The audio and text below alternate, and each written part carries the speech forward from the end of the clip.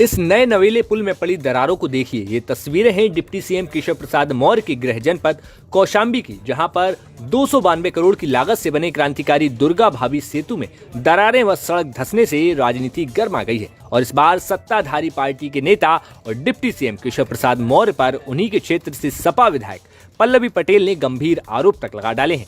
पल्लवी पटेल ने बिना नाम लिए डिप्टी सीएम केशव प्रसाद मौर्य को लिखा कि मैं शुरू से कह रही हूं कि उत्तर प्रदेश में निर्माण एवं ठेका पट्टा में एक संगठित गिरोह सुनियोजित ढंग से लूट कर रहा है और मेरा आरोप सीधा सरकार के एक उप मुख्यमंत्री पर है। वास्तव में वो ठेकेदार मंत्री है और इस समूह का सरगना है। बता दें कि दुर्गा भाभी गंगा नदी पर बने इस पुल को चालू हुए अभी सिर्फ 9 माह ही हुए हैं कि उसमें अब दरारें आने लगी हैं। सिराथू तहसील क्षेत्र के शहजादपुर गांव में कौशाम्बी जिले से प्रतापगढ़ जिले की दूरी कम करने के लिए लोगों की मांग पर ये पुल बनाया गया था। करोड़ों की लागत से बने इस खूबसूरत पुल में तकनीकी खराबी के चलते रेलिंग के बगल वाले एरिया में दरारें आ गईं और इतना ही नहीं, सड़क भी धंसने लगी। इस बात की जानकारी जब राज्य सेतु निगम के अधिकारियों को हुई तो उन्होंने सीमेंट का लेप लगाकर दरारें छिपाने की कोशिश की। हालांकि सीमेंट का लेप के बावजूद दरारें फिर से दिखने लगी। इससे अधिकारियों की चिंता और बढ़ गई। प्रतापगढ़ जिले की ओर से जैसे ही सीसी रोड समाप्त होती है तो बिटुमिन की सड़क धंसती हुई दिखाई देती है, जिस पर सेतु निगम के कर्मचारियों ने बालू की बोरी भरकर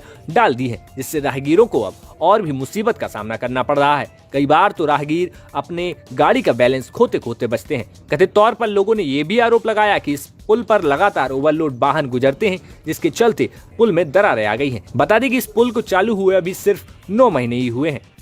ये दरार भी आ गई है और धंस भी गई है रोड। ये कैसे हो गया?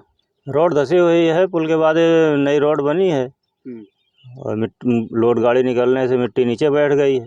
काहे के ओवरलोड है? बालू मोरंग ट्रक ओवरलोड निकलती हैं, इसीलिए बैठा है ये। अभी कितने दिन चालू हुए पुल को? अरे ज़्यादा से ज़्यादा इसको 8-9 महीने हुए चालू हुए। अच्छा, तो इसमें लापरवाही तो है ही है कि इतनी जल्दी धंस गई रोड। हाँ।